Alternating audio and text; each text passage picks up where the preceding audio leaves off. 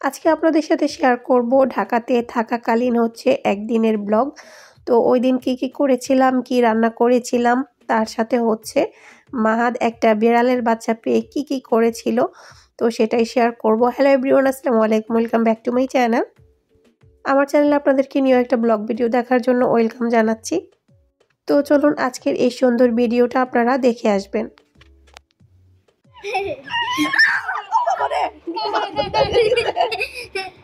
Light জ্বালো, বাঁধা একটা light জ্বালো। তা ওরে গেল মজা আমাকে দাও।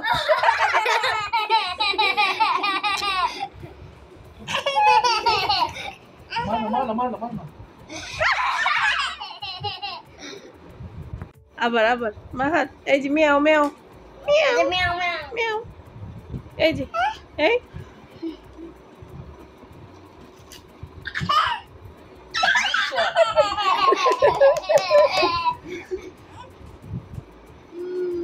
চুপ করো তোমরা। হ্যাঁ, সবাই চুপ করছে। থা দেখ কি করে দেখি।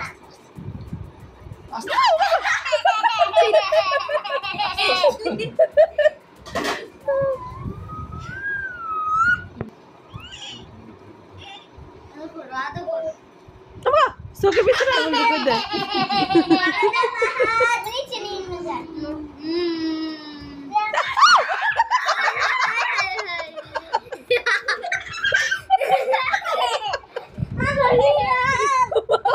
তো দেখতেই পেলেন একটা বিড়ালের বাচ্চা পেয়ে মাহাত কি যে খুশি হয়েছিল, আর কি একটা অবস্থা করতেছিল, মনে হইতেছিল যে কোনো খেলনা কিংবা কিছু একটা আর কি। তো সে তো আসলে এত কিছু বুঝে না। তো সবাই অনেক হাসাহাসি করতেছিল ওর এগুলা দেখে। মাহাত ইহার নাম দিছি ইয়ামিন। ইয়ামিনের নাম ইয়ামিন। এরপর হচ্ছে বিড়ালের বাচ্চাকে নিচে নিয়ে আসা হয়েছিল। তো এখানেও হচ্ছে মাহাদ এসে অনেক দুষ্টামি করতেছিল, ওকে বারবার ফেলে দিতেছিল। তো বিড়ালের বাচ্চাটাকে এখন হচ্ছে দুধ খাওয়ানো হচ্ছে একটা সিরিজের মধ্যে করে।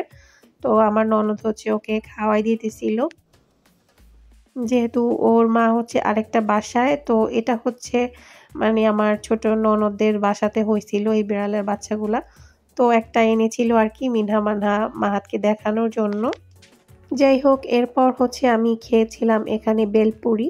তো 2-3 বার হচ্ছে বাংলাদেশে যাওয়ার পর খেয়েছিলাম, আমার খুবই পছন্দ বেলপুরি। তো ওই দিন হচ্ছে কি রান্না করেছিলাম সেটা শেয়ার করছি। এখানে হচ্ছে কচু সেদ্ধ করতে দিয়েছিলাম, তো কচুগুলা আর কি ভাজি করতেছিলাম আর কি। তো এই কচু ভাজির রেসিপি কিন্তু করেছি আমি, সেটা হচ্ছে আমি পরে আপলোড করে দিব, আপনারা দেখে নিতে পারবেন। এই কচু ভাজিটা কিন্তু খুবই মজা, আর এই কচুটা রান্না করলেও কিন্তু অনেক মজা। মানে হচ্ছে এই কচুটাই আসলে অনেক মজা, যেভাবেই রান্না করা হোক না কেন। তো আজকে হচ্ছিল এটা ভাজি করতেছিলাম। তো এই যে আমার কচু ভাজিটা কিন্তু হয়ে গিয়েছে। তো অন্য পাশে দিয়ে হচ্ছে আমি আরও একটা তরকারি বসাই দিয়েছিলাম, আর অন্য পাশে দিয়ে হচ্ছে আমার কচু ভাজিটাও হয়ে যাইতেছিল, ঝোল দিয়ে দিয়েছিলাম। মশলা কষানোর পর হচ্ছে আমি ইলিশ মাছও দিয়ে দিয়েছি। তো এখানে হচ্ছে মেবি আমি কলা তরকারি রান্না করতেছিলাম ইলিশ মাছ দিয়ে। এর মাঝে দিয়ে হচ্ছে আবার শসার একটা ডিটক্স ওয়াটার বানিয়েছিলাম, তো সেটার রেসিপিও আমি কয়েকদিন পর আপলোড করে দিব। তো সব কিছুই আসলে একটার পর একটা করতেছিলাম, ভালোই মজাও লাগতেছিল। তো এই যে এই পাশে হচ্ছে আমার কলা তরকারি ওটা মোটামুটি হয়ে গিয়েছে, আর অন্য পাশ দিয়ে হচ্ছে আমি ডাঁটা তরকারি বসাইছিলাম। আর এই চুলাতে হচ্ছে বসাইছিলাম হাঁসের মাংস, এই যে হাঁসের মাংস এগুলা। এদিক দিয়ে আবার তানবি চকলেট মিল্ক শেক বানাইছিল। তো এটা হচ্ছে মিনহা মানহা আর তানবি খাবে আর কি। তো দুপুরবেলা হচ্ছে আমরা কলা তরকারি, হাঁসের মাংস আর হচ্ছে কচু ভাজি দিয়ে খেয়েছিলাম, আর রাত্রের জন্য হচ্ছে ডাঁটা তরকারি রেখে দেওয়া হয়েছিল।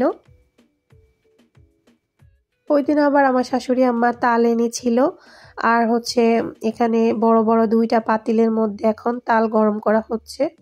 ওই তালগুলা গরম হওয়ার পরে কিন্তু বিকালবেলা এখন আবার সেই তাল দিয়ে হচ্ছে আমি পিঠা বানাচ্ছি। এই যে তো এই যে পিঠা হয়ে গিয়েছে, তো কয়েকবার করেই ভাজা হয়েছিল। আজকের ভিডিওটা এই পর্যন্তই। সবাই অনেক বেশি ভালো থাকবেন। আজকের ভিডিওটা আপনাদের কাছে কেমন লেগেছে সেটা কিন্তু অবশ্যই কমেন্ট করে জানাতে ভুলবেন না। নেক্সটে আরও বাংলাদেশের ভিডিও আসবে, অবশ্যই দেখতে ভুলবেন না। তো আমার চ্যানেলটা সাবস্ক্রাইব করে রাখবেন। আজকের মতো এখানে, আল্লাহ হাফেজ।